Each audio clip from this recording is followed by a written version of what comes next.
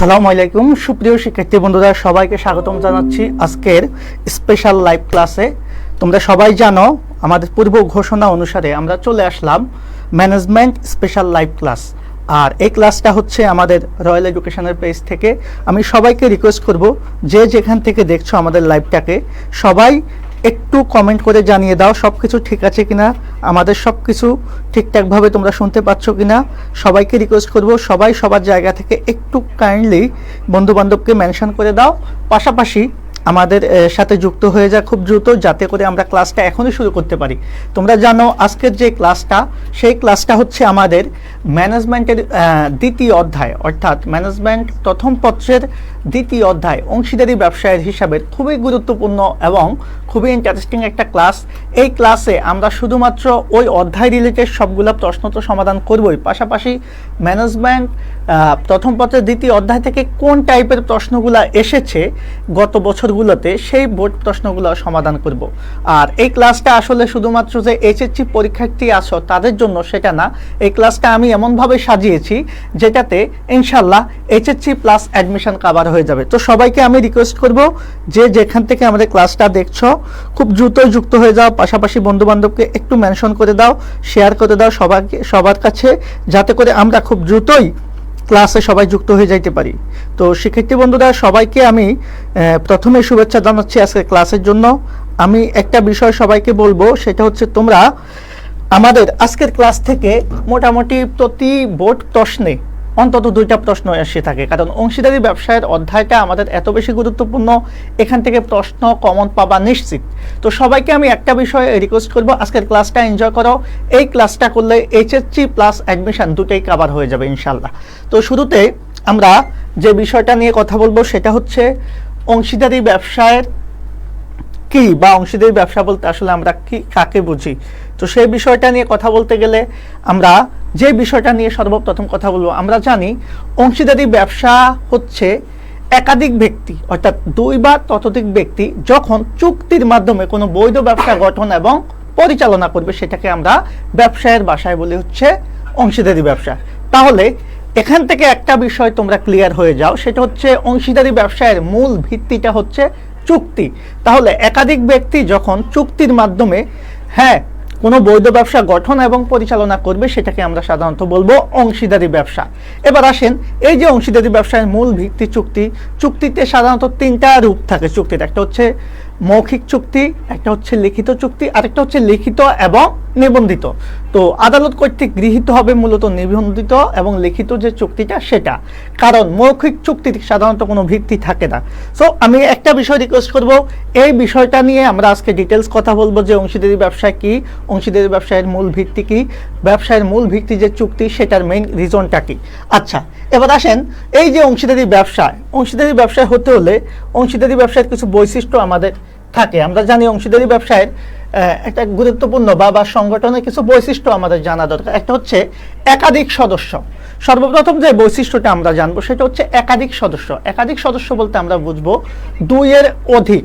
সাধারণত সদস্য সংখ্যা হয়ে থাকে সর্বনিম্ন 2 জন, সর্বোচ্চ 20 জন। তবে সেটা যদি ব্যাংকিং হয়, অংশীদারি ব্যবসা হয়, তখন 2 থেকে কতজন হয়?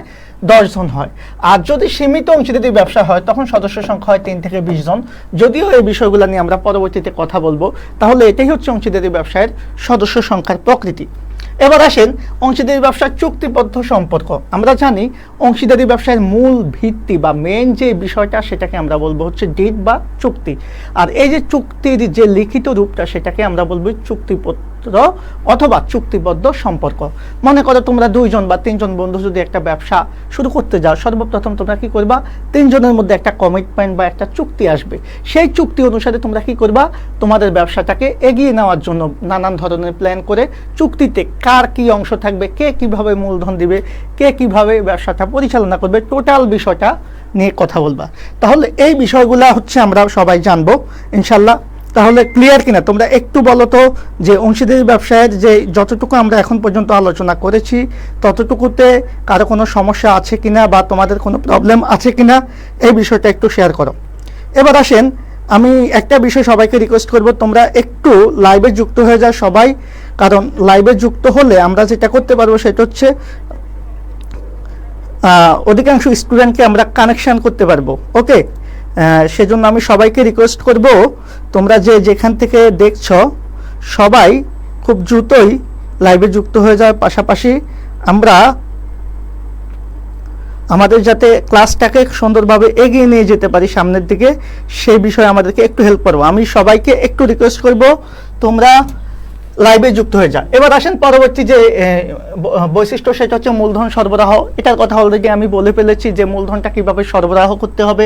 যে মূলধন সরবরাহের জন্য সাধারণত নির্দিষ্ট কোনো নিয়ম নাই, এটা হচ্ছে চুক্তির উপর ডিপেন্ড করে তারা মূলধনটা সরবরাহ করবে। লাভ ক্ষতি বন্টন সবই চুক্তির উপর ডিপেন্ড করবে যে তাদের লাভ ক্ষতিটা কিভাবে বন্টন করবে। পারস্পরিক আস্থা ও বিশ্বাস, আমরা সবাই জানি পারস্পরিক আস্থা ও বিশ্বাস বলতে আমরা বুঝবো কি, অংশীদারি ব্যবসায়ের মধ্যে যারা সদস্য আসে বা যারা পরিচালনায় থাকবে, প্রত্যেকের মধ্যে একটা আস্থার জায়গা এবং বিশ্বাসের জায়গা থাকতে হবে, তা না হলে ব্যবসাটা কিন্তু কন্টিনিউ করা যাবে না। পারস্পরিক প্রতিনিধিত্ব থাকতে হবে, আইনগত সত্তার অনুপস্থিত থাকতে হবে, কারণ আমরা জানি অংশীদারি ব্যবসায় আলাদাভাবে আইনের কোনো উপস্থিতি থাকে না, কারণ শুধুমাত্র একমাত্র প্রতিষ্ঠান যেটাকে আমরা বলি কোম্পানি, সংগঠন বা যৌথ মূলধনের ব্যবসায়, যেটা হচ্ছে কৃত্রিম ব্যক্তি সত্তার অধিকারী এবং আইনসৃষ্ট প্রতিষ্ঠান। সো এখানে আইনগত সত্তার অনুপস্থিত থাকে।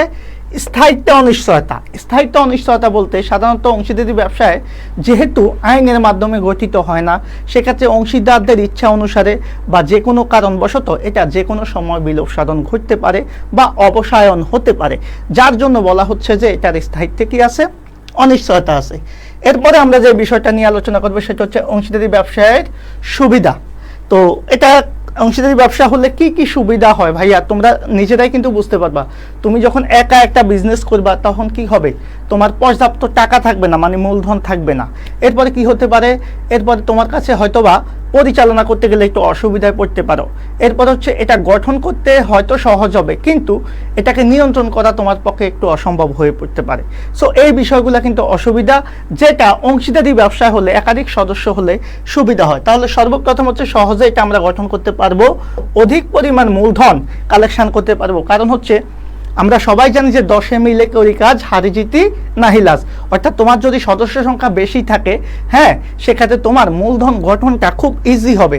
কারণ একজন যদি 1 লাখ টাকা করে দাও, 20 জন সদস্য হলে 20 লক্ষ টাকা ক্যাপিটাল হয়ে গেল। বাট এক মালিকানা ব্যবসা হলে সেটা কিন্তু তোমার পক্ষে একা বিয়ার করা পসিবল না। আবার লাভ ক্ষতির যে ঝুঁকিটা, সেই ঝুঁকি বন্টনের বিষয়টাও খুব ইজি হয়ে যায়। কারণ যদি তোমার কোনো ক্ষতি হয়, সেই ক্ষতিটা শুধুমাত্র তোমার একার হবে না, সকল অংশীদারদের মধ্যে বন্টন হয়ে যাবে, সেজন্য বলা হচ্ছে ঝুঁকি বন্টন। এরপর আছে সম্মিলিত সিদ্ধান্ত, যে একক ডিসিশন অনেক সময় আমাদের ফলপ্রসূ বা ভালো হয় না, যে জন্য কি হয়, আমাদের এই সম্মিলিত ডিসিশন নিলে আসলে অনেকে মিলে যখন চিন্তা ভাবনা করে একটা ডিসিশনে পৌঁছানো হয়, তখন সেটা খুব কিন্তু ভালো হতে পারে। আইনগত ঝামেলা মুক্ততা, এটা আগেই বলেছি। অসীম দায়ের পরোক্ষ সুবিধা, অসীম দায়ের পরোক্ষ সুবিধা মানে হচ্ছে, খেয়াল করো, অংশীদারি ব্যবসায়ের দায় কিন্তু অসীম, কিন্তু এটার পরোক্ষ সুবিধা হচ্ছে শুধুমাত্র যদি তোমার ব্যক্তিগত কোনো প্রবলেম হয়, অর্থাৎ তোমার যদি কোনো কারণে ব্যবসায় তোমার নিজের কোনো ক্ষতি হয়, সেটা যে শুধু তুমি বহন করবা বিষয়টা তা না, এটা তোমার সকল অংশীদার মিলে সেটা কি করবে, বহন করবে। এটা একটা সুবিধা, জনসংযোগ সুবিধা। সো এই ছিল আমাদের অংশীদারি ব্যবসায়ের বৈশিষ্ট্য এবং সুবিধা। তোমরা ক্লিয়ার কিনা, এটা তোমরা বুঝতেছো কিনা, বা তোমাদের মধ্যে কারো কোনো প্রশ্ন আছে কিনা এই রিলেটেড? যদি থাকে, ওয়ালাইকুম আসসালাম। ক্লাসটা কেমন লাগতেছে একটু কমেন্ট করে জানাও, পাশাপাশি সব কিছু ঠিক আছে কিনা একটু বলো। আমি সবাইকে একটা বিষয় রিকোয়েস্ট করব, আজকের ক্লাসটা তোমরা যদি একটু ভালোভাবে এনজয় করো, ইনশাল্লাহ আমি এতটুকু বলতে পারবো, অংশীদারি ব্যবসা থেকে যত ধরনের প্রশ্ন আছে সবই তোমরা অ্যান্সার করে আসতে পারবা। এরপরে আমরা বেসিক আলোচনা শেষে বোর্ড প্রশ্নগুলো নিয়ে একটু কথা বলবো তোমাদের সাথে। ওকে, সো সবাইকে আমি রিকোয়েস্ট করব যে তোমরা অবশ্যই সবাই যুক্ত হয়ে যাও, এখনো দেরি না করে তোমরা সবাই যুক্ত হয়ে যাও। ওকে, যাই হোক, এবার আমরা আলোচনা করব পরবর্তী ধাপ নিয়ে। দেখো, আমাদের পরবর্তী বিষয়টা হচ্ছে অংশীদারি ব্যবসায়ের অসুবিধা। অংশীদারি ব্যবসায়ের অসুবিধা কি হতে পারে ভাইয়া? আমরা সর্বপ্রথম জানি যে অংশীদারি ব্যবসায়ের দায়টা কিন্তু অসীম। অর্থাৎ মনে করো তোমাদের অংশীদারি ব্যবসায় তোমাদের 5 জন সদস্য, এই 5 জন বা 6 জন সদস্য, এই 5 জন বা 6 জন সদস্যের মধ্যে কোনো একজন অংশীদার কি হয়ে গেছে, দেউলিয়া হয়ে গেছে, কথার কথা দেউলিয়া হয়ে গেছে একজন অংশীদার, বা পাগল হয়ে গেছে, অথবা সে কি হয়ে গেছে, নিঃস্ব হয়ে গেছে বা মৃত্যুবরণ করেছে, এখন তার যত ধরনের দায় আছে সেই দায়টা কিন্তু তোমাদের মধ্যে কি হয়ে যাবে, বন্টিত হয়ে যাবে। অর্থাৎ কোনো একজন অংশীদারের কোনো ধরনের অসুবিধার কারণে ফুল অংশীদারি ব্যবসাটার কি হতে পারে, সমস্যা সৃষ্টি হতে পারে। এর জন্য কারণ কি, কারণ এটা হচ্ছে এদের অংশীদারি ব্যবসার সদস্যদের দায়টা কি সীমাহীন বা অসীম। অর্থাৎ তার দায়টা শুধু তার মূলধন পর্যন্ত সীমাবদ্ধ না, মূলধনের বাইরেও সীমাবদ্ধ। বিষয়টা হচ্ছে তুমি মনে করো এই 5 জনের মধ্যে একজন বা 6 জনের মধ্যে একজন, তুমি 1 লক্ষ টাকা দিয়েছ, ব্যবসায়ের ক্ষতি হলো যে তুমি শুধু 1 লক্ষ টাকার দায় বহন করবা, বিষয়টা কিন্তু তা না। অর্থাৎ ব্যবসায়ের ক্ষতি যতটুকু হবে সেটা তোমাদের ওই চুক্তি অনুসারে, রেশিও অনুসারে তোমাকে বন্টন করতে হবে। এমনও হতে পারে ব্যবসার ক্ষতি হয়েছে 1 কোটি টাকা, তোমার ভাগে লস পড়ে গেল 10 লাখ টাকা। ওকে, এই হচ্ছে বিষয়টা। তাহলে এটাই হচ্ছে আমাদের সীমাহীন দায়ের মেইন কথা, মূলধনের সীমাবদ্ধতা। আমরা জানি অংশীদারি ব্যবসায় এক মালিকানা ব্যবসা থেকে একটু বড় হলেও যৌথ মূলধনী কোম্পানি বা রাষ্ট্রীয় ব্যবসার তুলনায় এগুলো ছোট, যার জন্য চাইলে আমরা হিউজ পরিমাণ মূলধন কালেকশনটা করতে পারি না। পারস্পরিক সদিশ্বাসের অভাব বর্তমানে সবচাইতে যে বিষয়টা আসলে আমাদের সমাজে প্রচলিত, সেটা হচ্ছে কারো প্রতি কারো বিশ্বাস বা ভালোবাসাটা নাই। কারণ যতই চুক্তি করি, যতই আমরা ওই ডকুমেন্ট নিয়ে হাজির হই, সবাই কিন্তু যদি সবার জায়গা থেকে সৎ না থাকে তাহলে ব্যবসাটা কিন্তু লং টাইম রান করতে পারবে না, যার জন্য এই প্রবলেমটা হয়। সো পারস্পরিক সদস্যের অভাবটা এই ব্যবসায় আমরা দেখি, যার কারণে অংশীদারি ব্যবসায় সবচাইতে বেশি বিলোপ সাধনটা ঘটে। ওকে, সিদ্ধান্ত গ্রহণে বিলম্ব, ওই যে 10 মিলে কাজ করতে গেলে যেটা হয়, এক একজনের এক এক মত হয়, যেটা থেকে ঐক্যমতে পৌঁছানো বা একমতে পৌঁছানো অনেক সময় খুব জটিল হয়ে পড়ে। এটাই হচ্ছে একটা সমস্যা। সো এটা আরেকটা অসুবিধা, স্বাধীন সত্তার অভাব। তুমি নিজের মতো করে কাজ করতে পারবা না, তুমি চাইলেও তোমার মতো করে কাজ করতে পারবা না। এরপরে হচ্ছে পরিচালনা জটিলতা, যে ব্যবসা বাণিজ্যের পরিচালনা নিয়ে এখানে একটা জটিলতা তৈরি হয়।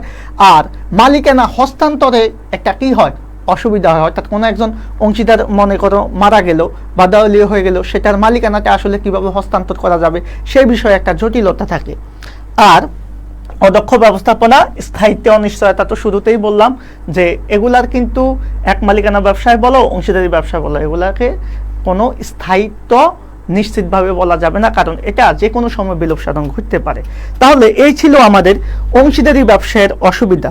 তোমাদের ওয়ালাইকুম আসসালাম। হ্যাঁ, আমি সবাইকে একটু রিকোয়েস্ট করবো, সবাই জায়গা থেকে বন্ধু বান্ধবকে একটু মেনশন করে দাও। ইনশাল্লাহ আজকের ক্লাসটা তোমাদের জন্য খুব বেশি এফেক্টিভ একটা ক্লাস, এবং এই ক্লাস থেকে তোমাদের বোর্ড প্রশ্নগুলো কিভাবে কমন আসে সেটা আমরা একটু পরেই দেখাবো। সো এই হচ্ছে আমার কথা, আমি সবাইকে একটু রিকোয়েস্ট করছি, সবাই সবার জায়গা থেকে বন্ধু বান্ধবকে একটু মেনশন করে দাও। অংশীদারি ব্যবসায়ের চুক্তি ও চুক্তিপত্র সবচাইতে গুরুত্বপূর্ণ, ভেরি ভেরি ইম্পর্টেন্ট এই জিনিসটা, যে অংশীদারি ব্যবসায় আসলে চুক্তি এবং চুক্তিপত্র জিনিসটা কি। আমরা শুরুতেই এই বিষয়টা নিয়ে কথা বলেছি ভাইয়া, যে অংশীদারি ব্যবসায়ের মূল ভিত্তি কিন্তু চুক্তি। একটা অংশীদারি ব্যবসায় চুক্তি ছাড়া ঘটন হতেই পারে না। কারণ তোমরা 2 জন বা 3 জন যদি একটা ব্যবসা শুরু করতে যাও, সর্বপ্রথম বা সবার আগে যে বিষয়টা তোমাদের মাথায় আসবে, যে তোমরা আসলে কিভাবে ব্যবসাটা রান করবা, পরিচালনা করবা, শুরু করবা, এই যে বিষয়টা আসে, তখনই তোমরা সবাই কিন্তু কি হয়, একত্রিত হয়ে একটা চুক্তিবদ্ধ সম্পর্কের মাধ্যমে ব্যবসাটা গড়ে তোলে, যার জন্য বলা হয় চুক্তি ছাড়া অংশীদারি ব্যবসা গঠিত হতে পারে না। আর চুক্তি 3 ধরনের চুক্তি আমরা জানি, শুরুতেই বলেছি এই বিষয়টা, যে একটা হচ্ছে লিখিত চুক্তি, আরেকটা হচ্ছে মৌখিক চুক্তি, আর আরেকটা হচ্ছে লিখিত এবং নিবন্ধিত। আমাদের সবচাইতে গুরুত্বপূর্ণ যেটা, সেটা হচ্ছে লিখিত এবং নিবন্ধিত, কারণ মুখের কথার কোনো ভিত্তি নাই।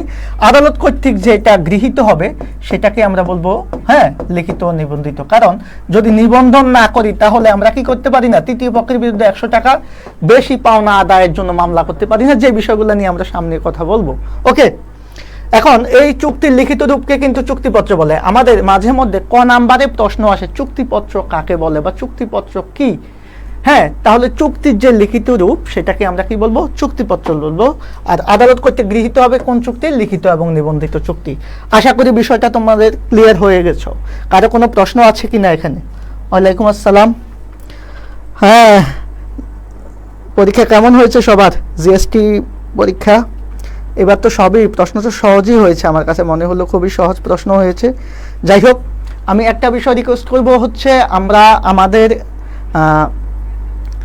রয়্যাল এডুকেশনের পক্ষ থেকে আমরা নতুন করে অনেকগুলা কোর্স তোমাদের জন্য লঞ্চ করতেছি। ইনশাল্লাহ যারা আমাদের সাথে যুক্ত থাকবা অনেক ভালো একটা সার্ভিস পাবা। কারণ হচ্ছে আমি তোমাদের কমার্সের সাবজেক্টগুলার ওইভাবে দায়িত্ব নিচ্ছি, অ্যাকাউন্টিং ম্যানেজমেন্টের দায়িত্বটা আমি ভালোভাবে নেব ইনশাল্লাহ। পাশাপাশি অন্যান্য সাবজেক্টের জন্য ভালো টিচার আছে, তোমরা চাইলেই আমাদের পেইড কোর্সগুলোতে অ্যাড হতে পারো। আর কারো যদি সমস্যা থাকে সে আমাদের ফ্রি ক্লাসগুলো করলেও তোমরা অনেক কি পাবা, অনেক সাজেশন সহ অনেক ধরনের দিক নির্দেশনামূলক বিষয় পাবা, পাশাপাশি বেসিক ক্লাস পাবা, এরপরে প্রশ্ন সলভিং ক্লাস তো থাকছেই। সো সবাইকে আমি রিকোয়েস্ট করব অবশ্যই আমাদের সাথে থাকবেন, ভালো কিছু পাবেন। অংশীদারি ব্যবসায়ের চুক্তি মূল ভিত্তি, এই প্রশ্নটা আমাদের মাঝে মধ্যে খতে মাঝে মধ্যে গতেও আসে। হ্যাঁ, চুক্তি অংশীদারি ব্যবসায়ের মূল ভিত্তি। ভাইয়া চুক্তি যে অংশীদারি ব্যবসায়ের মূল ভিত্তি এটা আমরা সবাই জানি। এখন এটাকে আমরা কিভাবে লিখব সেই বিষয়টাকে আমি খুব সংক্ষেপে তোমাদের জন্য নিয়ে এসেছি। কারণ কি, তোমরা যখন এই বিষয়টা খুব সহজে দেখবা, যেটা হবে কি, তুমি জাস্ট একটা আইডিয়া নিয়ে যাবা, তোমার প্রশ্নটা খতে আসুক, গতে আসুক, অথবা কতে আসুক বা ঘতে আসুক, তুমি তোমার মতো করে অ্যান্সারটা করতে পারবা। সো সবাইকে আমি রিকোয়েস্ট করব যে এই যে আমি যেটা লিখেছি সেটা হচ্ছে এতটুকু পড়লেই তোমাদের জন্য এনাফ। তাহলে কি, যে অংশীদারি ব্যবসায় গঠন ও পরিচালনার বিষয়ে অংশীদারদের মধ্যে যে সম্মতি প্রতিষ্ঠিত হয় তাকেই কি বলে, অংশীদারি চুক্তি। এখন এই যে অংশীদারদের মধ্যে একটা সম্মতি মানে হচ্ছে কি, মনে করো তোমরা 5 জন একটা ব্যবসা শুরু করছো। এখন 5 জনে যখন বিভিন্ন বিষয় নিয়ে ডিসকাস করার পর একমত হবা, এই একমতটাকেই বলা হয় সম্মতি। এই সম্মতিটিকে চুক্তি বলে। ওকে, আর চুক্তির আলোকে কিন্তু অংশীদারি ব্যবসায় কি হবে, পরিচালিত হবে। চুক্তি ছাড়া আমরা সবাই জানি চুক্তি ছাড়া অংশীদারি ব্যবসা গঠিত হতে পারে না। আর অংশীদারি এই যে চুক্তির আলোকে অংশীদারদের মধ্যে যে সম্পর্কটা সৃষ্টি হবে সেটাকে আমরা বলি চুক্তিবদ্ধ সম্পর্ক। মাঝে মধ্যে আমাদের ক নাম্বারে আসতে পারে যে চুক্তিবদ্ধ সম্পর্ক কি, তাহলে চুক্তির আলোকে অংশীদারদের মধ্যে যে সম্পর্ক সৃষ্টি হয় সেটাকেই আমরা বলবো ভাইয়া কি, চুক্তিবদ্ধ সম্পর্ক। বিষয়টা ক্লিয়ার কিনা? আর চুক্তির বিষয়বস্তু মুখ্য হিসেবে বিবেচিত হয়, তাই চুক্তি অংশীদারি ব্যবসায়ের মূল ভিত্তি। এই যে কথাটা আমরা বললাম, এই কথাটা যদি তোমরা মোটামুটি একটু ফলো করো তাহলেই তোমরা এই প্রশ্নটার অ্যান্সার যে কোনো জায়গা থেকে দিতে পারবা। আশা করি বিষয়টা বুঝতে পেরেছ।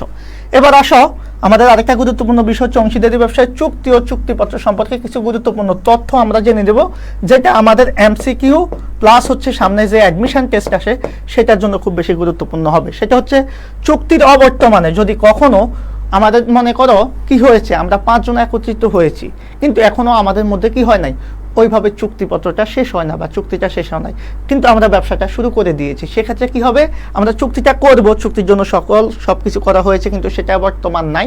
সেক্ষেত্রে আমরা কিভাবে পরিচালনা করব, 1932 সালে যে ভারতীয় অংশীদারি ব্যবসায়ের আইনটা আছে সেই আইন অনুসারে আমরা কি করব, ব্যবসাটা পরিচালনা করব।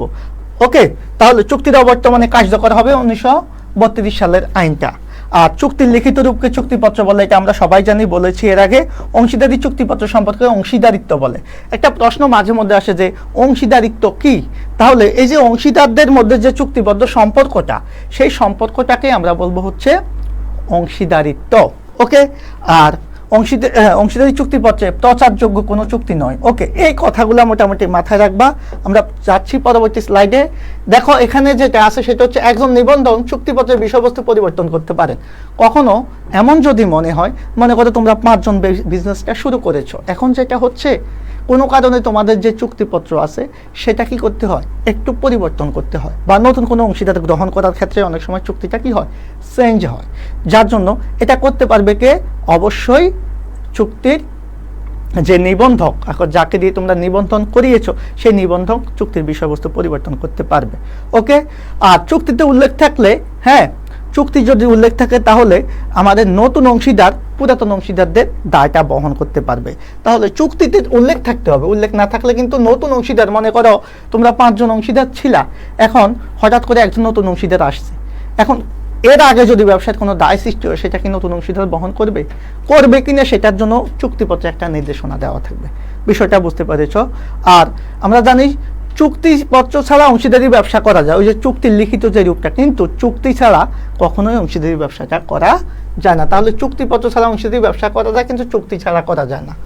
আর নিবন্ধিত চুক্তিপত্রের কোনো অংশ সংশোধন করতে হলে অবশ্যই কি করতে হবে, আগে নিবন্ধকের কাছ থেকে জানাতে হবে, এরপরে অনুমোদন করতে হবে।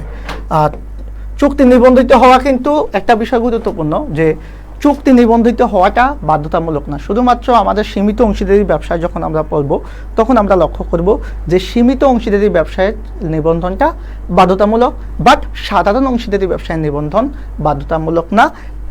ইন জেনারেল কোনো কথা না বললে যদি বলে অংশীদারি ব্যবসায়ের নিবন্ধন কীরকম, তাহলে অ্যান্সার দিবা বাধ্যতামূলক না।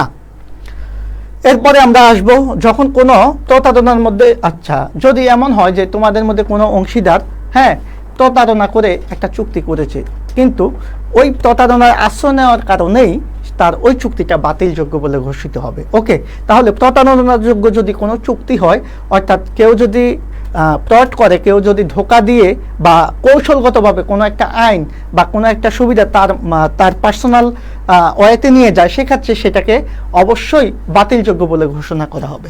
এই ছিল আমাদের বেসিক তথ্যগুলা।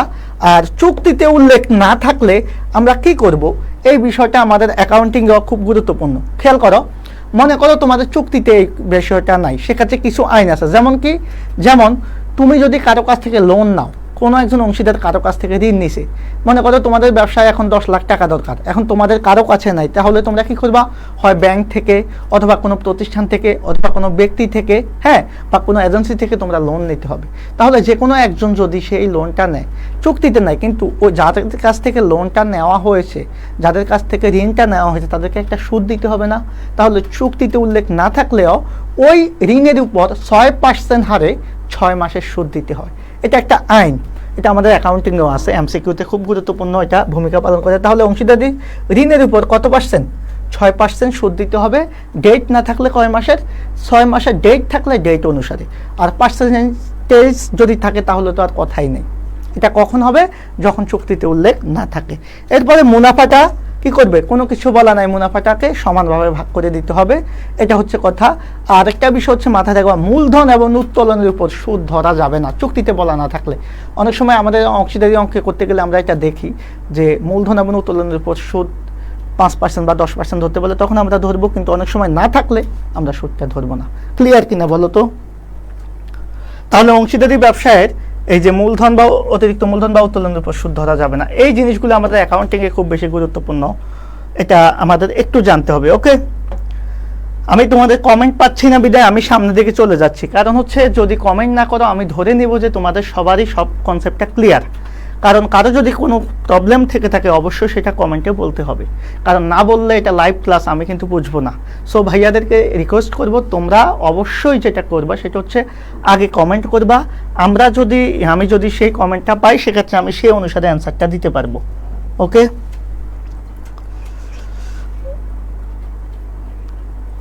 ওকে,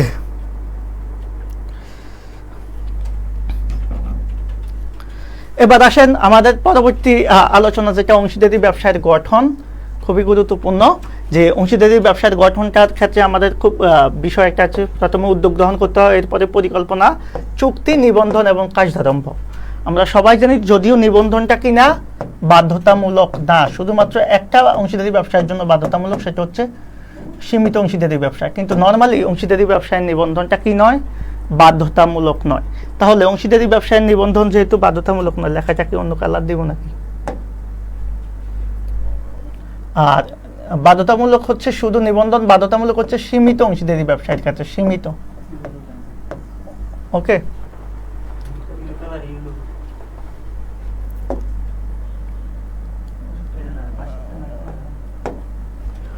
আচ্ছা এবার আসেন অংশীদারি ব্যবসায়ের নিবন্ধন 58 ধারায় বলা আছে।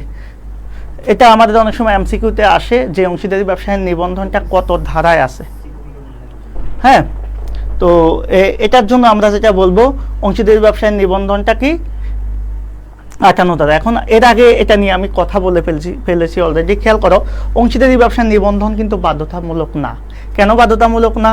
কারণ এটা নিবন্ধন না করলে কোনো অসুবিধা নাই, তবে নিবন্ধন না করলে কিছু সুবিধা ভোগ করা যায় না। তাহলে সাধারণত অংশীদারি ব্যবসায়ের নিবন্ধন বাধ্যতামূলক না, শুধুমাত্র সীমিত অংশীদারি ব্যবসায়ের নিবন্ধনটা বাধ্যতামূলক। তাহলে সাধারণ অংশীদারি ব্যবসায়ের এবং ব্যাংকিং অংশীদারি ব্যবসায়ের নিবন্ধন কি নয়? বাধ্যতামূলক নয়, মানে এটা অপশনাল বা ঐচ্ছিক।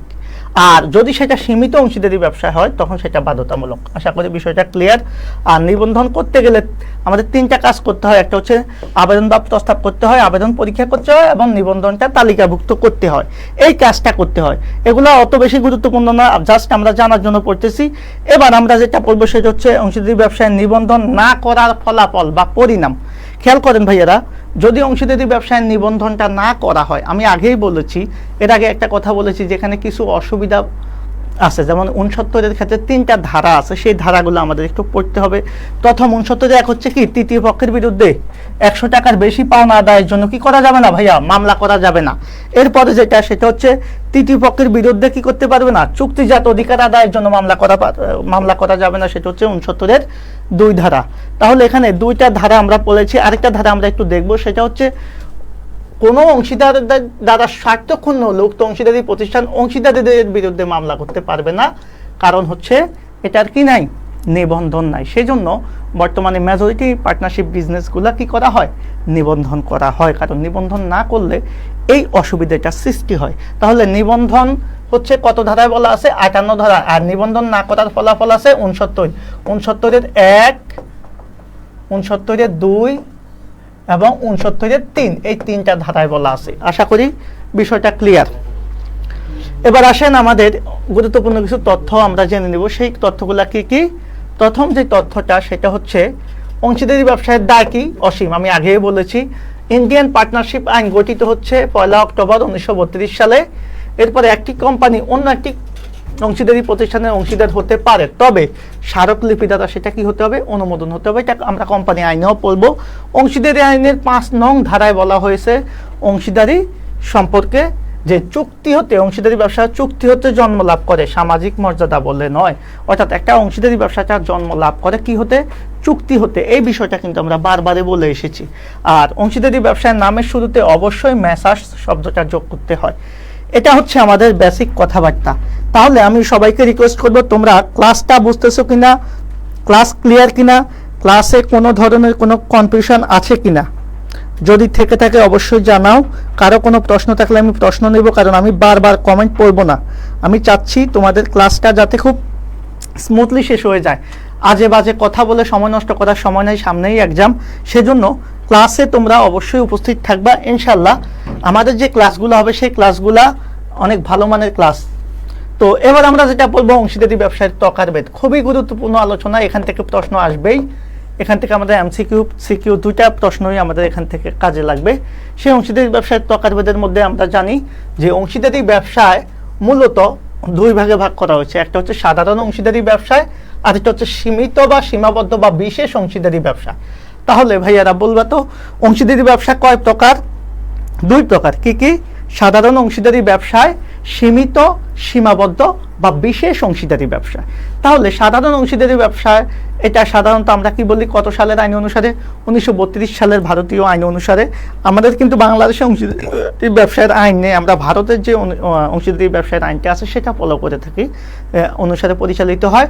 আর সীমিত অংশীদারি ব্যবসার আইনটা পরিচালিত হয় 1890 সালের যে ব্রিটিশ আইন সেটা, প্লাস 1907 সালের যে আমাদের ভারতীয় আইন, সেই আইন অনুসারে মূলত কি হয়, অংশীদারি ব্যবসাটা, সীমিত অংশীদারি ব্যবসাটা পরিচালিত হয়।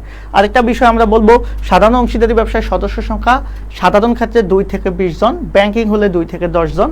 কিন্তু সীমিত অংশীদারি ব্যবসায় সদস্য সংখ্যা কি, 3 থেকে 20 জন, মানে সেখানে কমপক্ষে 3 জন থাকবে সদস্য। আর আরেকটা পার্থক্য হচ্ছে, সাধারণ অংশীদারি ব্যবসায় নিবন্ধনটা বাধ্যতামূলক না, সীমিত অংশীদারের নিবন্ধনটা অবশ্যই বাধ্যতামূলক।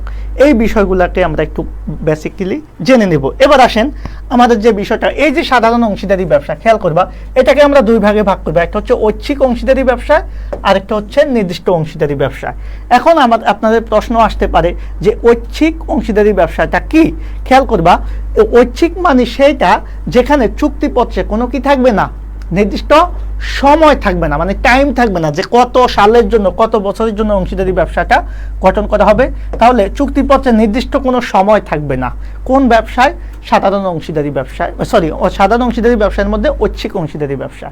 আর এই ঐচ্ছিক অংশীদারি ব্যবসায় কথা বলা আছে চুক্তিপত্রের 7 ধারায়। গত বছর কিন্তু এইচএসসিতে এই প্রশ্নটা এসেছে যে ঐচ্ছিক অংশীদারি ব্যবসায় কথা বলা আছে চুক্তিপত্রের কত ধারায়? 7 ধারায়। তাহলে ঐচ্ছিক অংশীদারি ব্যবসা কি, যেটা তোমাদের প্রশ্ন যদি আসে ঐচ্ছিক অংশীদারি ব্যবসা কাকে বলে, তখন কি লিখবা? ক নাম্বারে যে চুক্তিপত্রে নির্দিষ্ট সময় বা উল্লেখ থাকে না যে অংশীদারি ব্যবসায়, তাকে ঐচ্ছিক অংশীদারি ব্যবসায় বলা হয়। এটার কথা বলা আছে চুক্তিপত্রের 7 ধারায়। ক্লিয়ার কিনা? এবার আসেন নির্দিষ্ট অংশীদারি ব্যবসায়। এই নির্দিষ্ট অংশীদারি ব্যবসা আবার 2 প্রকার। একটা হচ্ছে নির্দিষ্ট সময়ের জন্য, আর একটা হচ্ছে নির্দিষ্ট উদ্দেশ্যের জন্য বা নির্দিষ্ট উদ্দেশ্যে প্রতিষ্ঠিত। ওকে, তাহলে নির্দিষ্ট অংশীদারি ব্যবসায়ের যে 2টা প্রকার, এটা দেখেই তোমরা বুঝে যাচ্ছ। একটা হচ্ছে নির্দিষ্ট সময়। নির্দিষ্ট সময় মানে এখানে টাইমটা ফিক্স থাকবে যে কত বছরের জন্য আমরা ব্যবসাটা করতেছি। আমরা কি 5 বছরের জন্য করতেছি, আমরা কি 5 বছরের জন্য করতেছি না 10 বছরের জন্য করতেছি, এরকম একটা টাইম ফিক্স থাকবে। হ্যাঁ, টাইমটা শেষ হয়ে যাবে, ব্যবসাটা বিলোপ সাধন হয়ে যাবে, মানে ব্যবসাটা ক্লোজ হয়ে যাবে, শেষ। আরেকটা হচ্ছে নির্দিষ্ট উদ্দেশ্যে, মানে আমরা একটা টার্গেট বা গোল সামনে রেখে আমরা ব্যবসাটা পরিচালনা করব। যখন আমাদের টার্গেটটা ফিল আপ হবে তখনই আমাদের ব্যবসাটা বিলোপ সাধন বা ক্লোজ বা অবসায়ন হয়ে যাবে। তাহলে সাধারণ অংশীদারি ব্যবসায়ের মধ্যে আমরা যে 2টা প্রকারভেদ দেখলাম, ঐচ্ছিক অংশীদারি ব্যবসা আর নির্দিষ্ট অংশীদারি ব্যবসা। ঐচ্ছিক অংশীদারি ব্যবসার ক্ষেত্রে কি বলছি যে এখানে সময় থাকবে না বা স্থায়িত্ব থাকবে না, যেটার কথা বলা আছে চুক্তিপত্রের 7 ধারায়। সাধারণ নির্দিষ্ট অংশীদারি ব্যবসার ক্ষেত্রে আমরা বলেছি একটা নির্দিষ্ট সময়ের জন্য, যেখানে টাইমটা ফিক্স থাকবে, মেয়াদ শেষ হয়ে যাবে, ব্যবসাটা ক্লোজ হয়ে যাবে, শেষ হয়ে যাবে। আরেকটা হচ্ছে নির্দিষ্ট একটা উদ্দেশ্য সামনে রেখে ব্যবসাটা গঠন হবে, উদ্দেশ্য হাসিল শেষে ব্যবসাটা বিলোপ সাধন হয়ে যাবে। আশা করি বিষয়টা ক্লিয়ার। এবার আসেন আমাদের পরবর্তী যে আলোচনা, সেটা হচ্ছে সীমিত অংশীদারি ব্যবসায়ের কথা আমি শুরুতে আলোচনা করে ফেলেছি। এটা বলা আছে 1890 সালের ব্রিটিশ আইন প্লাস 1907 সালের ভারতীয় আইন। এটার নিবন্ধন বাধ্যতামূলক, সদস্য সংখ্যা 3 থেকে 20 জন। এখানে যেটা সবচাইতে গুরুত্বপূর্ণ ভূমিকা আমরা দেখব, এই যে 3 থেকে 20 জন, এই 3 থেকে 20 জনের মধ্যে একটু কথা আছে যে এখানে এই 3 থেকে 20 জনটা কিভাবে আমরা কি করব, এই বিষয়টা আমরা একটু দেখাবো। এখন খেয়াল করো, 3 থেকে যে 20 জন, এখানে মনে রাখবা এই যে সর্বোচ্চ কয়জনের দায় অসীম, সীমিত থাকতে পারবে 3 জনের দায়, আর ন্যূনতম 2 জনের দায় অসীম। বিষয়টা নিয়ে অনেক স্টুডেন্ট মাথা খারাপ করে ফেলে।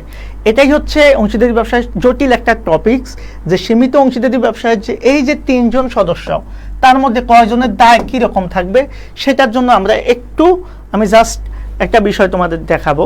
সেটা হচ্ছে, আমি একটু ব্যাকে যাই। ধরো অংশীদারি ব্যবসায় সদস্য সংখ্যা হলো ধরো 3 জন। তাহলে 3 জন যদি অংশীদারি ব্যবসায় সদস্য সংখ্যা হয়, আমাদের এখানে দেখো তো, এখানে যে কথাটা বলা আছে ন্যূনতম 2 জনের দায় কি থাকবে, অসীম থাকবে। তাহলে তুমি কি করো, এই যে এখানে মনে করো আমি লিখলাম হচ্ছে সীমিত, দেখো খেয়াল করো বিষয়টা, প্লাস হচ্ছে অসীম। তাহলে তুমি এখন মানটা বসাও সহজভাবে, সীমিত প্লাস অসীম। তাহলে সদস্য সংখ্যা যদি 3 জন দিয়ে শুরু হয়, 2 জনের দায় কি থাকতে হবে, অসীম। তাহলে সীমিত দায় হবে কয়জনের, 1 জনের। মনে করে সদস্য সংখ্যা আছে 4 জন, তাহলে আমি এখানে কত দিতে পারবো, এখানে কম পক্ষে তো 2 জন দিতে হবে, এখানে কত, 2 জন। কারণ কি, কেন 2 জন দিতে হবে, সদস্য 4 জন, আমার এখানে কম পক্ষে 2 জন রাখতে হবে। 2 এর বেশি কিন্তু আমি রাখতে পারবো, হ্যাঁ, কিন্তু 2 এর কম রাখতে পারবো না। খেয়াল করছো বিষয়টা? এই যে আমি আবারও দেখাচ্ছি, হ্যাঁ, এই যে ন্যূনতম 2 জনের দায় আমার অসীম রাখতে হবে, কথা কি বুঝছো? কিন্তু সীমিত তুমি চাইলে কি করতে পারবা, সীমিত তুমি চাইলে সর্বোচ্চ কত জনের রাখতে পারবা, 3 জন। এখন এই যে 3 জন এবং 4 জন সদস্য যে অংশীদারি ব্যবসাগুলোতে, সেখানে কি এখানে 3 জন রাখা সম্ভব না। কেন এখানে 3 জন রাখা সম্ভব না? কারণ 3 জন দিলে এখানে 1 জন হয়ে যাবে। সো বিষয়টা, কনসেপ্টটা একটু তোমাদের বুঝতে হবে যে সীমিত অংশীদার, এটা হচ্ছে আমাদের সীমিত অংশীদারি ব্যবসায়ের ক্ষেত্রে এই প্রবলেমটা হয় যে কয়জনের দায় সীমিত রাখা যাবে, কয়জনের দায় অসীম রাখা যাবে।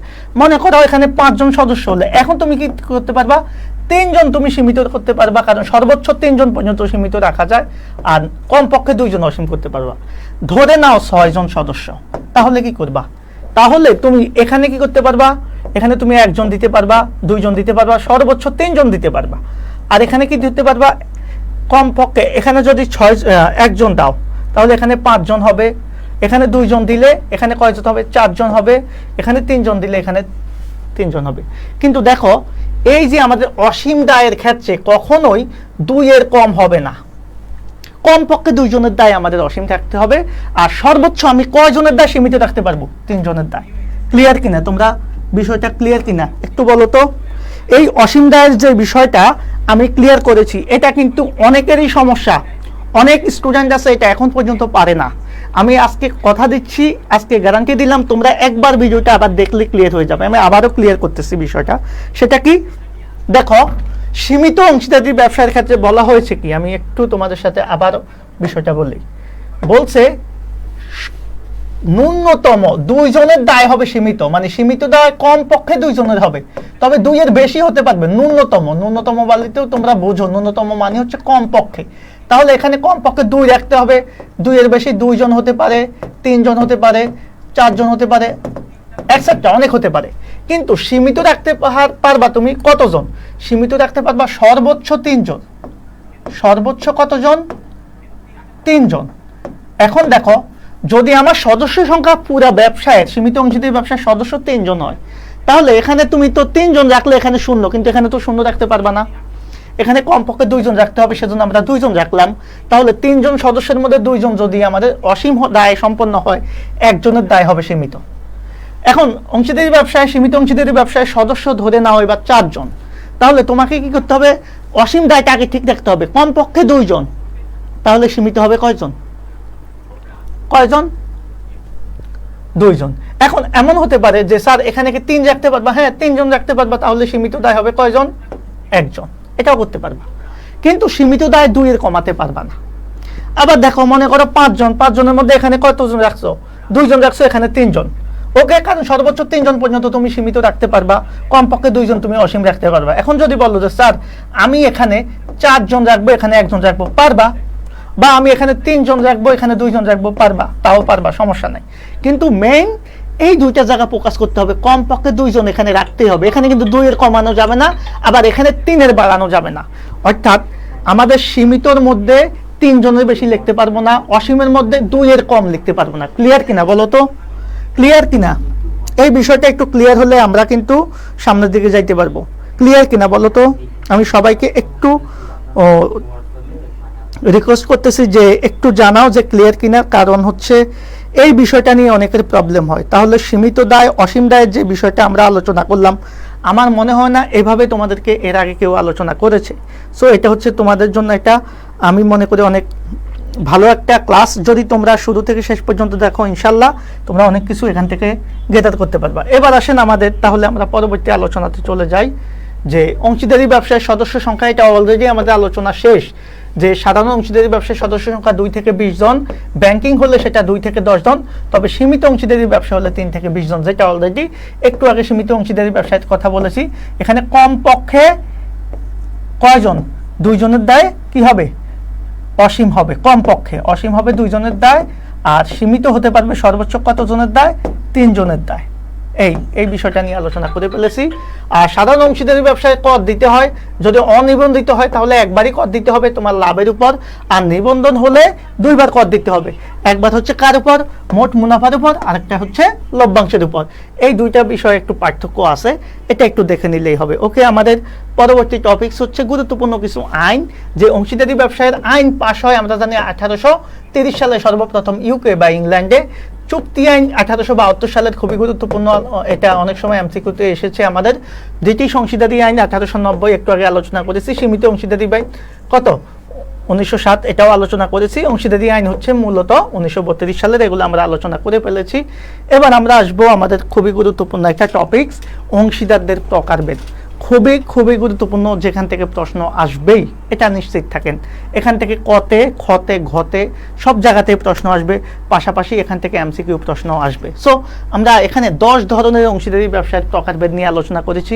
যদিও তোমাদের বইতে এত ধরনের অংশীদারি ব্যবসার আলোচনা নাই, বাট আমি এমনভাবে আলোচনা করেছি যাতে করে তোমাদের অ্যাডমিশনটা কাভার হয়ে যায়। শুধু এইচএসসির জন্য পড়াচ্ছি না, এইচএসসিটা তো কাভার হবে, পাশাপাশি অ্যাডমিশনটাও কাভার হবে। ওকে, দেখেন প্রথমে আমরা বিভিন্ন ধরনের অংশীদারদের মধ্যে আমরা যেটা দেখব যে সাধারণ অংশীদার কারা। মনে রাখবেন টেকনিক্যালি একটা বিষয় শিখাই দিই। সাধারণ অংশীদার মানে হচ্ছে সেই সকল অংশীদার যারা সব করবে। কি করবে? সব করবে। এটা সব জায়গাতে আছে, মনে করো আলু তরকারির মতো, হ্যাঁ, সব তরকারির সাথে এটা যাবে। যেমন কি এই যে তারা মূলধন বিনিয়োগ করবে, ব্যবসা পরিচালনাও করবে, লাভ ক্ষতিও ভোগ করবে, আবার তাদের দায়টাও কি হবে? অসীম হবে। মানে সব জায়গাতে এরা হচ্ছে যাবে। তাহলে যে সকল অংশীদার কি করবে, এখন সংজ্ঞা তোমার মতো করে তুমি লিখবা, সংজ্ঞা তোমাকে মুখস্থ করার দরকার নাই। তুমি কি করবা, যে সকল অংশীদার ব্যবসায় মূলধন বিনিয়োগ করে, পরিচালনায় অংশগ্রহণ করে, লাভ ক্ষতি বন্টনে ভোগ করে এবং যাদের দায় অসীম তাদেরকে সাধারণ অংশীদার বলে। তাহলে তুমি কি সংজ্ঞাটা মুখস্থ করতেছ? তোমার তো মুখস্থ করার লাগতেছে না, তুমি জাস্ট পড়বা আর বিষয়টা বুঝবা, তাহলেই হবে। এবার সীমিত অংশীদারি ব্যবসা কি? সীমিত অংশীদারি ব্যবসা ও সাধারণ অংশীদারি ব্যবসায়ের মধ্যে, তবে এখানে একটা বিষয় আছে, এরা পরিচালনায় অংশগ্রহণ করতে পারবে না। দেখো এখানে আমি ক্রস চিহ্ন দিয়েছি, মানে হচ্ছে এরা পরিচালনায় অংশগ্রহণ করতে পারবে না। আরেকটা বিষয় হচ্ছে এদের দায়টা কি করা হবে? লিমিটেড করা হবে। আর একটা তথ্য তোমাদেরকে দিই, অংশীদারি ব্যবসায় যত ধরনের অংশীদার দেখবা, শুধুমাত্র এক ধরনের অংশীদারদের দায় চোখ বন্ধ করে সীমাবদ্ধ। কি? সীমিত অংশীদার বা সীমাবদ্ধ অংশীদার বা নাবালক অংশীদার, এদের দায়টা সীমাবদ্ধ। মানে সীমাবদ্ধ দায় বলতে হচ্ছে কি, তার মূলধন যদি 1 লক্ষ টাকা হয়, হ্যাঁ, তার দায়টাও হবে কি 1 লক্ষ টাকা, এর বাইরে তার দায় হবে না। কিন্তু বাকি যারা আছে, বাকি সকল অংশীদারদের ক্ষেত্রে বিষয়টা অন্য, তাদের কি দায়টা অসীম, তার মূলধন পর্যন্ত তার দায়টা সীমাবদ্ধ না। মনে করো তাদেরও মূলধন 1 লাখ, কিন্তু তাদের দায়টা নিতে হবে, ব্যবসায় যত লস হবে সেটাই তাদেরকে এভারেজে ভাগ করে নিতে হবে। ওকে, এবার আসেন আমাদের পরবর্তী আলোচনা, নামমাত্র অংশীদার। নামমাত্র অংশীদার কি করে ভাইয়া? নামমাত্র অংশীদার হচ্ছে জাস্ট তার নামটা দেয়। মনে করেন সাকিব আল হাসান কি করতেছে, আজকে এই জায়গায় গিয়ে শোরুম উদ্বোধন করতেছে, কালকে ওই জায়গায় গিয়ে পিঠা কাটতেছে। কেন? সে কি আসলে ওই ব্যবসায় পার্টনার না, জাস্ট সে কি করছে, তার নামটা দিচ্ছে। তার ওই যে নামটা দিচ্ছে, এটাই হচ্ছে তার কি দিচ্ছে? সুনাম দিচ্ছে। এই যে তাহলে নামমাত্র অংশীদার কি হচ্ছে? সুনাম দেয়, কিন্তু সে কি ব্যবসা পরিচালনা করে? কখনো ব্যবসা পরিচালনা করে না। লাভ ক্ষতি বন্টনে কিন্তু সে একটা অবসান নেয়, যেহেতু সে লাভ ক্ষতি বন্টনে অংশগ্রহণ করে। সেক্ষেত্রে এই যে মনে করো সাকিব আল হাসান বা তাওসান বা অন্য কাউকে দেখে তুমি কি করতেছ, ওই শোরুমে যাচ্ছ বা তাদের প্রতি একটু কি হচ্ছ, পরচিত হচ্ছ, সেক্ষেত্রে তাদের দায়টা ঋণ গ্রহণে কি হয়ে যাবে? অসীম হয়ে যাবে। এটা হচ্ছে বিষয়। এবার আসেন নিষ্ক্রিয় অংশীদার। নিষ্ক্রিয় অংশীদার মানে হচ্ছে কি? ঘুমন্ত অংশীদার। এই নিষ্ক্রিয় অংশীদারের আরেকটা নাম হচ্ছে ঘুমন্ত, যারা আমার মতো খালি ঘুমায়। এখন এই ঘুমন্ত অংশীদার কি করে? এরা কিন্তু মনে রাখবা মূলধন দেয়, কিন্তু পরিচালনা কি করে না? অংশগ্রহণ করে না। যেহেতু এরা পরিচালনা বা অংশগ্রহণ করে না, তার মানে এরা জাস্ট কি করে? মূলধন দিয়ে জাস্ট তারা কেটে পড়ে, পরিচালনা করে অন্যান্য অংশীদাররা। কিন্তু আরেকটা বিষয় হচ্ছে এরা কিন্তু লাভ ক্ষতি বন্টনে ভাগ নেবে, পাশাপাশি এদের দায়টাও কি হবে? অসীম হবে। তাহলে নামমাত্র অংশীদার, নিষ্ক্রিয় অংশীদার বা ঘুমন্ত অংশীদারের বিষয়টা ক্লিয়ার কিনা বলেন তো? দায়টা অসীম। তাহলে আমরা এখানে যে 4টা অংশীদার এখন পর্যন্ত পড়ছি, সাধারণ অংশীদার এটা সব করবে, সীমিত অংশীদারের দায়টা সীমিত থাকবে, নামমাত্র অংশীদার কি করবে? জাস্ট তার নাম দিবে, মূলধন হিসেবে তার নামটা দিবে, সেজন্য তার দায়টা অসীম, সে ব্যবসা পরিচালনা করবে না। আবার ঘুমন্ত অংশীদার বা নিষ্ক্রিয় অংশীদার মূলধন টাকা দিবে, কিন্তু ব্যবসা পরিচালনা করবে না। কিন্তু শুধু নাবালক ছাড়া বাকি সবার দায়ী কি থাকবে? অসীম থাকবে। এবার আসেন আপাত দৃষ্টিতে অংশীদার। আপাত দৃষ্টিতে অংশীদার মানে হচ্ছে কিরকম অংশীদার আমি বলি।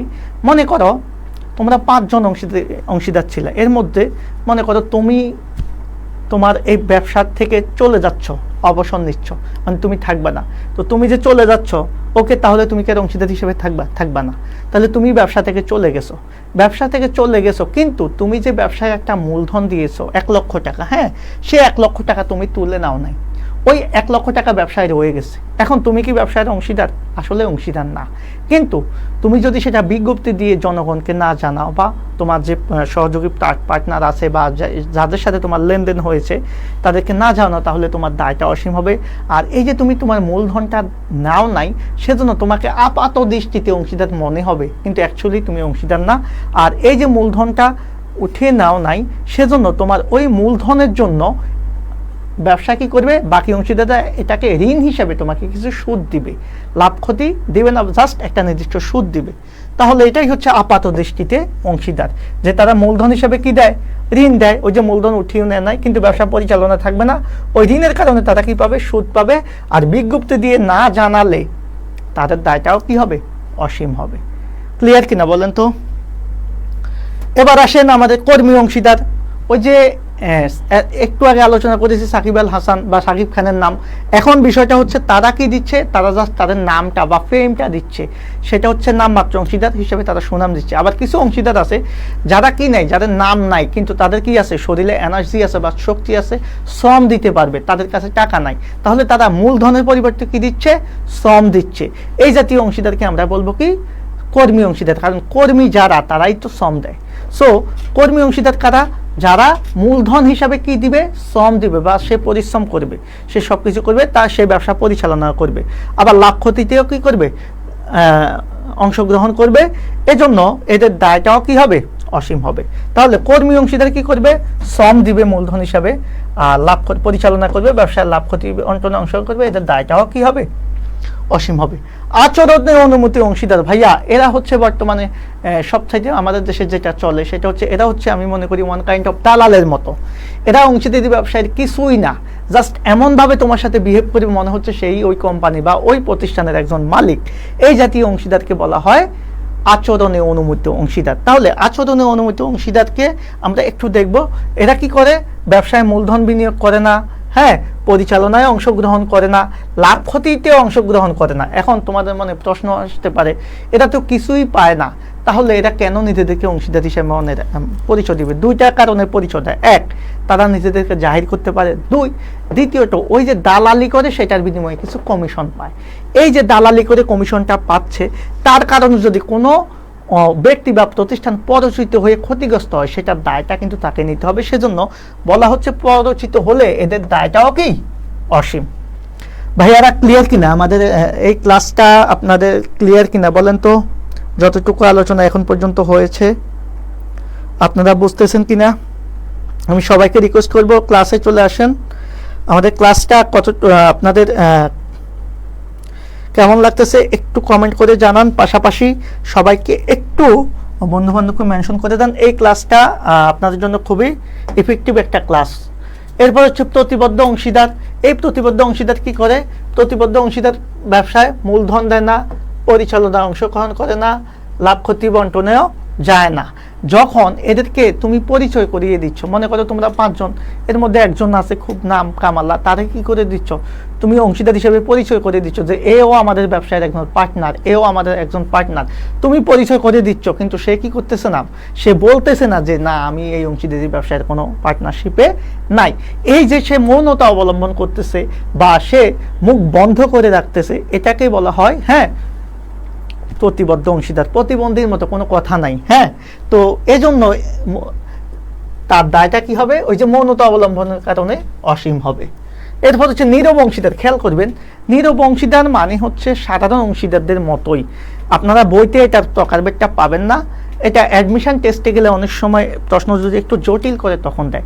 নীরব অংশীদার আর সাধারণ অংশীদার মনে করেন এক, কোনো কিছুতে প্রবলেম নাই। শুধুমাত্র একটা বিষয় মাথায় রাখবেন, নীরব অংশীদার হচ্ছে তারা যারা পরিচালনা করতে গেলে ব্যবসায় মত প্রকাশ করে না, তারা পরিচালনায় ওইভাবে অংশগ্রহণ করে না, তাদের অন্য কোনো মতামত থাকবে না, কিন্তু সে কী করবে, মূলধন দিবে, হ্যাঁ, লাভ ক্ষতিতে অংশগ্রহণ করবে এবং তার দায়টাও অসীম হবে। কিন্তু একটাই করে না, তারা মত প্রকাশের কোনো সুযোগ পায় না। এরপর হচ্ছে আমাদের সর্বশেষ যে অংশীদারটা, তাকে বলা হয় গোপনীয় অংশীদার বা হিডেন পার্টনার। এই জাতীয় অংশীদার সাধারণত কারা হয়, সমাজের কিছু কালপিট আছে না, আমরা সবাই চিনি, কোটি কোটি টাকা মনে করেন যাদের আছে, কালো টাকা সাদা করার জন্য সে ব্যবসায় অংশীদার হিসেবে চাচ্ছে, কিন্তু তার নামটা কোনো জায়গায় শো হচ্ছে না। এরকম ফেসবুক ঘাটলেই তো দেখেন কার কয়টা বাড়ি আছে, গাড়ি আছে, এরকম দেখেন না। সো এই জাতীয় অংশীদারদেরকে আপনারা বললে হচ্ছে গোপনীয় অংশীদার বা হিডেন পার্টনার। এই হিডেন পার্টনার বা গোপনীয় অংশীদাররা কি করে, ব্যবসায় মূলধন দেয়, পরিচালনা করে না, লাভ ক্ষতিও বন্টন করে, আর এদের দায়টাও অসীম থাকে, কিন্তু এরা কখনোই সামনে আসে না। এই ছিল আমাদের অংশীদারি ব্যবসায়ের প্রকারভেদ নিয়ে আলোচনা। আমি একটু সবাইকে রিকোয়েস্ট করব যে অংশীদারি ব্যবসায়ের প্রকারভেদ নিয়ে যতটুকু আলোচনা হয়েছে আপনাদের কি আর কারো কোনো প্রবলেম আছে? যদি থেকে থাকে আমি জাস্ট আরেকবার রিভিউ করে দিচ্ছি। প্রথম হচ্ছে সাধারণ অংশীদার কি আমরা দেখলাম, সাধারণ অংশীদার কাকে বলে সে বিষয়টা নিয়ে আলোচনা করলাম ডিটেলস। সীমিত অংশীদার কি সেটা নিয়ে আলোচনা করলাম। তারপরে নিষ্ক্রিয় অংশীদার বা আপাতদৃষ্টিতে অংশীদার, কর্মী অংশীদার, হ্যাঁ, এরপরে নামমাত্র অংশীদার, প্রতিবদ্ধ অংশীদার, নীরব অংশীদার, গোপনীয় অংশীদার। এই ছিল আমাদের অংশীদারি ব্যবসায়ের অংশীদারদের প্রকারভেদ নিয়ে আলোচনা। আশা করি আপনারা বুঝতে পেরেছেন। এবার নাবালক, একটু আগে বলেছি যে সীমিত অংশীদার যারা আছে, এর মধ্যে নাবালক যারা আছে, নাবালকের আইনটা নিয়ে আমরা একটু আলোচনা করব। এই বিষয়টা আপনাদের একটু ক্লিয়ার করে দিচ্ছি। সেটা হচ্ছে নাবালক অংশীদারি আইন। মনে রাখবেন, এই নাবালক সম্পর্কে যে তিনটা কথা আছে এটা জাস্ট এমসিকিউর জন্য আপনারা পড়বেন, ওইভাবে পড়ার দরকার নাই। যে নাবালক চুক্তি করতে পারবে না, এটা 1872 সালের চুক্তি আইনের 11 ধারায় বলা আছে। ওকে, আর নাবালক হস্তান্তরযোগ্য দলিল হস্তান্তর করতে পারে, তবে তার জন্য সে দায়ী থাকবে না, এটা 1881 সালের হস্তান্তরযোগ্য দলিল আইনের 26-এর 1 ধারায় বলা আছে। আর নাবালক অংশীদার হতে পারে, তার জন্য সে তৃতীয় পক্ষের নিকট দায়ী থাকবে না, ওই যে বললাম এটা 1932 সালের ভারতীয় আইনের 30-এর 1 ধারায় বলা আছে। এই তিনটা কথা নাবালক সম্বন্ধে বলা আছে। অর্থাৎ অংশীদারি ব্যবসা থেকে নাবালককে কিছু কি করা হয়েছে, নিস্তার দেওয়া হয়েছে বা রেহাই দেওয়া হয়েছে আর কি, এই আইনগুলোর মাধ্যমে। আর অংশীদার হিসেবে আসলে নাবালকের কর্তব্য এবং নাবালকের দায়িত্ব এবং কর্তব্য কি, সেই বিষয়গুলো নিয়ে আমরা একটু দেখবো। সেটা হচ্ছে নাবালক অংশীদারি ব্যবসায়ের রক্ষিত তার মূলধন এবং মুনাফা পর্যন্ত দায় বহনে বাধ্য থাকে। এটা আমরা অবশ্যই জানি যে তার দায়টা যেহেতু সীমিত, তার মানে তার মূলধন পর্যন্ত তার দায়টা লিপিবদ্ধ থাকবে, এর বাইরে যাবে না। এরপরে যেটা আসে সেটা হচ্ছে প্রতিষ্ঠান দেউলিয়া হলে নাবালকের অংশমত সম্পত্তি সরকারি তত্ত্বাবধানের হাতে ন্যস্ত থাকতে পারে। আর ব্যবসায়ের খাতা বা হিসাবপত্র দেখা ছাড়া পরিচালনায় সে অংশগ্রহণ করতে পারবে না, সে ব্যবসা পরিচালনা করতে পারবে না। কিন্তু সে কি করতে পারবে, ব্যবসায়ের, যেহেতু সে একজন অংশীদার, ব্যবসায়ের খাতাপত্র বা হিসাবপত্র যাচাই বাছাই করতে পারবে। এই হচ্ছে আমাদের নাবালক সংক্রান্ত আইন।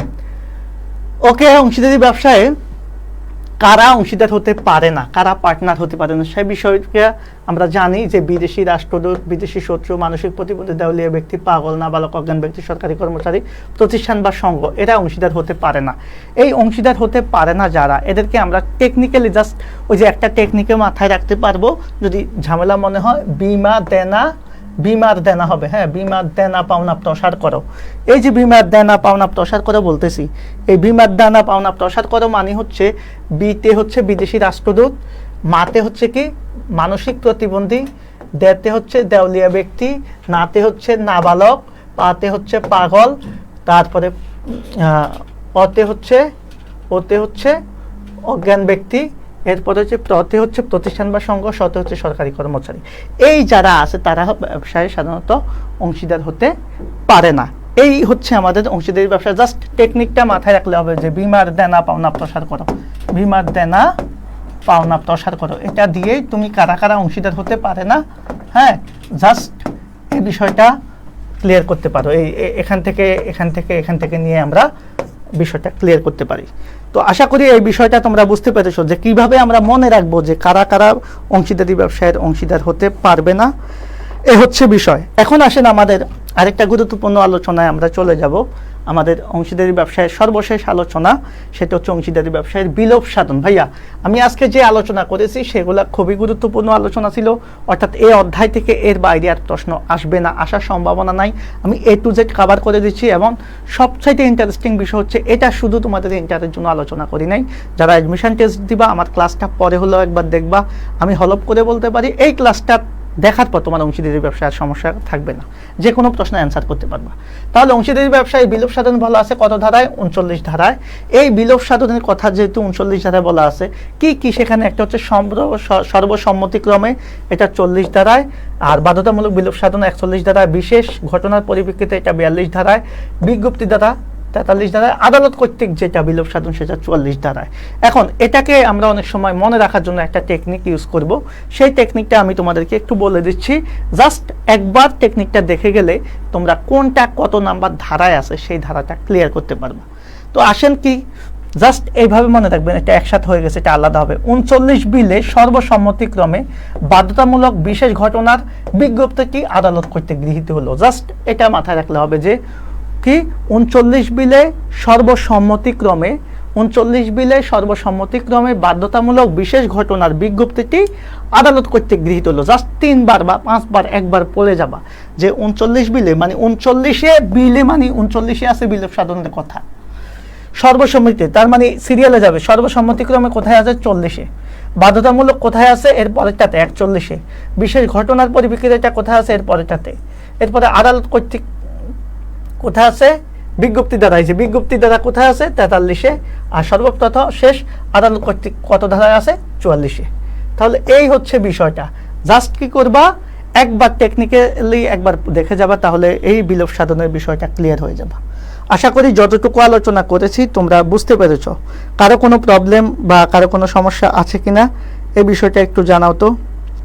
আর ক্লাসটা কেমন লাগতেছে, ক্লাসে সব কিছু ক্লিয়ার আছে কিনা, ক্লাস তোমরা বুঝতে পেরেছো কিনা সেই বিষয়টা একটু জানাও। আমি সবাইকে রিকোয়েস্ট করব যে আমরা যে যেখান থেকে দেখছি আজকের ক্লাসটা আসলে তোমাদের কাছে কেমন লেগেছে, তোমাদের অনুভূতিটা একটু জানতে চাচ্ছি। ওকে, এই হচ্ছে তোমাদের কাছে চাওয়া। এবার আমরা অংশীদারি ব্যবসায়ের জন্য যে কয়েকটা তথ্য আছে সেই তথ্যগুলো দেখে আমরা এরপরে বোর্ড প্রশ্নগুলো কীভাবে সেটা চলে যাব। অংশীদারি ব্যবসায়ের বিলুপ্ত ঘটে না সীমিত অংশীদারদের মৃত্যুতে, ওই যে একটু আগে দেখালাম। ব্যবসায়ের কোনো অংশীদার দেওয়ালিয়া হলে তার দায় পূরণ করবে অবশিষ্ট অংশীদার, এটাও বলা আছে। ব্যাংকিং অংশীদারি ব্যবসায় সদস্য সংখ্যা 10 জনের অধিক হলে প্রত্যেককে 1000 টাকা করে কি করতে হবে, জরিমানার বিধান রাখা হয়েছে। ওকে, অর্থাৎ আমরা জানি যে ব্যাংকিং অংশীদারি ব্যবসায় সদস্য সংখ্যা সর্বোচ্চ কতজন হয়, 10 জন হয়, এর বেশি হলে প্রত্যেককে 1000 টাকা করে জরিমানা দেওয়ার ব্যবস্থা করতে হবে। এ হচ্ছে বিষয়। এবার আমরা একটু আলোচনায় চলে যাব। আজকে আমরা আলোচনা শেষের দিকে চলে এসেছি। আমি জাস্ট কয়েকটা প্রশ্ন তোমাদের সামনে উপস্থাপন করব যে বোর্ড প্রশ্নগুলো আসলে কি টাইপের প্রশ্ন হয়, সেখান থেকে এই অধ্যায় যে আমরা পড়লাম সেখান থেকে কি আসলে আমরা প্রশ্ন পাবো কিনা। একটু জাস্ট ঢাকা বোর্ড 2022 সালের যে প্রশ্নটা, সেখানে দেখেন আমি জাস্ট উদ্দীপকটা এখন আর পড়লাম না। দেখেন কর্মী অংশীদার কাকে বলে, তাহলে কর্মী অংশীদার কাকে বলে ভাইয়া একটু তোমরাই বলো। যে আমি একটু আগে আলোচনা করেছি না যে কর্মী অংশীদার কি করে, যে সকল অংশীদার কি করে মূলধন হিসাবে ব্যবসায় কি দেয়, শ্রম দেয়, আর ব্যবসা কি করে পরিচালনা করে, লাভ ক্ষতিতে অংশগ্রহণ করে এবং কি করে যাদের দায় অসীম তাদেরকে কর্মী অংশীদার বলে। এই যে তুমি এক মালিকানা ব্যবসা থেকে এটা এসেছে, যদিও এটা এক মালিকানা ব্যবসার বিষয়টা চলে এসেছে, তো এটা অংশীদারি ব্যবসার না। আমরা এর পরেতে চলে যাব, পরের যে প্রশ্নটা এটা দেখো যে অংশীদারি ব্যবসার মূল ভিত্তি কি। ভাই এগুলা পড়ানো হয়েছে না, অংশীদারি ব্যবসার মূল ভিত্তি যে চুক্তি, আমরা সবাই জানি। ঢাকা বোর্ড 2022 সালের প্রশ্ন। নাবালক অংশীদারি ব্যবসায় কি ব্যবসার অংশীদার হতে পারে, তোমরাই বলো। নাবালক কি ব্যবসার অংশীদার হতে পারে? অবশ্যই পারে। তো সেটার ক্ষেত্রে নাবালক সংক্রান্ত কি আছে, কিছু আইন আছে, সেই আইনগুলো আমরা পড়িয়েছি। এরপরে উদ্দীপকের কোন ধরনের অংশীদার, কোন ধরনের অংশীদার এটা পড়তে গেলে তোমাদের কি করতে হবে, উদ্দীপকটা পড়তে হবে। তোমরা নিজেরাই বলতে পারবা যে সে মতিঝিলে সৌন্দর্য সুন্দর একটি কি হোটেল রেস্তোরাঁয় ব্যবসা শুরু করলেন, মনিরও ব্যবসায় মোহন ব্যবসায় মূলধন সরবরাহ করলেও মোতালেব কোনো মূলধন দিতে পারেননি। তবে মোতালেবের ব্যবসায় দীর্ঘ অভিজ্ঞতা রয়েছে। মনির চাকরিজীবী জানিয়েছেন মনির ব্যবসায় আমাদের অংশগ্রহণ করতে পারবেন না, তবে তিনি অন্য অংশীদারের মতো যে কোনো কাজের দায়ভার বহন করেন। মোতালেব পূর্ব অভিজ্ঞতার কারণে ব্যবসাটি ভালোভাবে চলছে। এখন বলেন তো, মোতালেব মেয়া হচ্ছে অংশীদারি ব্যবসায় কি করছেন না, মূলধন দিচ্ছেন না, কিন্তু কি দিচ্ছেন, শ্রম দিচ্ছেন। সো মোতালেব মেয়া কোন ধরনের অংশীদার তোমরা বুঝেই গেছো অলরেডি যে উনি কোন ধরনের অংশীদার, অবশ্যই কর্মী অংশীদার। সো এইভাবে আমরা প্রশ্নগুলো বলবো। এবার আমরা রাজশাহী বোর্ডের দিকে তাকাই। অংশীদারি ব্যবসায় কাকে বলে বা কি, এটা আমরা পারবো। অংশীদারি ব্যবসায় চুক্তিপত্র বলতে কি বুঝা, জহির কোন ধরনের অংশীদার একটু আগে পড়ালাম। দেখেন বোর্ড প্রশ্ন যেগুলো আমি আলোচনা করতেছি এর বাইরে তো আর প্রশ্ন আসে নাই। প্রমাণস্বরূপ বোর্ড প্রশ্নগুলো দেখেন, আমরা সবগুলা বোর্ড প্রশ্ন পারবো। জহির কোন ধরনের অংশীদার, তুমি জাস্ট এটা পড়লে তো বুঝতে পারবা সে কোন ধরনের অংশীদার। এবার আসে সুপ্ত অংশীদার বা গুপ্ত অংশীদার। কেউ যে সুপ্ত অংশীদারের কথা একটু আগেই বলেছি, তোমরা অবশ্যই দেখেছো। এরপর হচ্ছে অংশীদারি ব্যবসায় নিবন্ধন বলতে কি বোঝা, নিবন্ধন কত ধারায় বলা আছে, 58 ধারায়। নিবন্ধন বলতে কি হয়, সেটাকে রেজিস্ট্রেশন করে লিপিবদ্ধ করা। নিবন্ধন না করলে কি হয়, সেই বিষয়গুলো নিয়ে আমরা আলোচনা করেছি। ওকে, ব্যবসায়টি কোন ধরনের সংগঠন, এরপরে এই বিষয়গুলো আসবে আমাদের খুবই। যশোর বোর্ড 2022 সালে যে প্রশ্নটা, অংশীদারি ব্যবসা কি, চুক্তি অংশীদারি ব্যবসায়ের মূল ভিত্তি, এই যে আলোচনা করেছি মনে আছে। তারপরে ব্যবসায় পারিহা কোন ধরনের অংশীদার, খুবই কমন প্রশ্নগুলা দেখছেন। আমি যা পড়িয়েছি এর বাইরে একটাও নাই।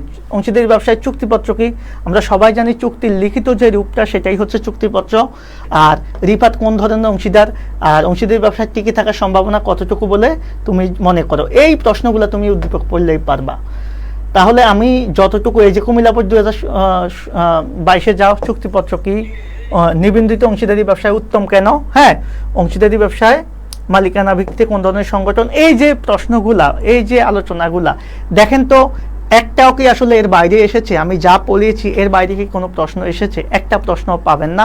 অর্থাৎ আমরা যা যা পড়িয়েছি, যতটুকু পড়িয়েছি এখন পর্যন্ত সবই পড়লে বা একবার এই ক্লাসটা দেখে গেলে অংশীদারি ব্যবসায় আমি গ্যারান্টি দিতে পারি সিকিউ বলেন, এমসিকিউ বলেন, এর বাইরে প্রশ্ন আসবে না। তাহলে আজকের আলোচনাটা আমি এখানে শেষ করব। আমি আর ডিপলি যাব না। এরপর যে প্রশ্নটা একই প্রশ্ন, একই রকম, অংশীদারি ব্যবসায় অসীম দায় বলতে কি বুঝো, এই জাতীয় প্রশ্ন। সো তোমরা সবাই জানো যে এই প্রশ্নগুলো আমরা কীভাবে বলো। এখানে সবগুলা বোর্ড প্রশ্ন আছে, আপনারা নিজেরা বোর্ড প্রশ্নগুলো সমাধান করবেন। অবশ্যই যদি কোনো প্রবলেম থাকে সেটা আমাদেরকে জানাবেন। আর আজকের ক্লাসের পিডিএফটা পেতে চাইলে আপনারা ক্লাসটা করে অবশ্যই একটা স্ক্রিনশট আমাদের পেজে দিবেন। পাশাপাশি ক্লাসটা কেমন লাগলো সেটা জানাবেন। আর যদি কোনো ধরনের কোনো সমস্যা থেকে থাকে সেটা আমাদের সাথে অবশ্যই ডিসকাস করবেন। আমাদের সামনে পেইড কোর্স আসতেছে, আপনাদেরকে রিকোয়েস্ট করব যদি এইচএসসিতে A+ পেতে চান এবং অ্যাডমিশন টেস্টে এক ধাপ এগিয়ে থাকতে চান, তাহলে অবশ্যই আমাদের সাথে যুক্ত হয়ে যান। ইনশাল্লাহ আপনারা সবচাইতে ভালো একটা সার্ভিস পাবেন। এখানে আমরা শুধুমাত্র ক্লাস নেব না, আমরা এক্সাম নেব, আমরা পিডিএফ শিট দিব, আমাদের স্পেশাল সাজেশন বুক আছে, সেই সাজেশন বুক পাবেন আপনারা, অনেক ধরনের ম্যাটেরিয়ালস পাবেন, অফলাইন এক্সাম পাবেন, সব কিছুই পাবেন। সো সবাইকে শুভেচ্ছা জানিয়ে সবার সুস্বাস্থ্য কামনা করে আজকের ক্লাসটা আমি এখানে শেষ করব। সবাইকে ধন্যবাদ। আল্লাহ হাফেজ। আসসালামু আলাইকুম।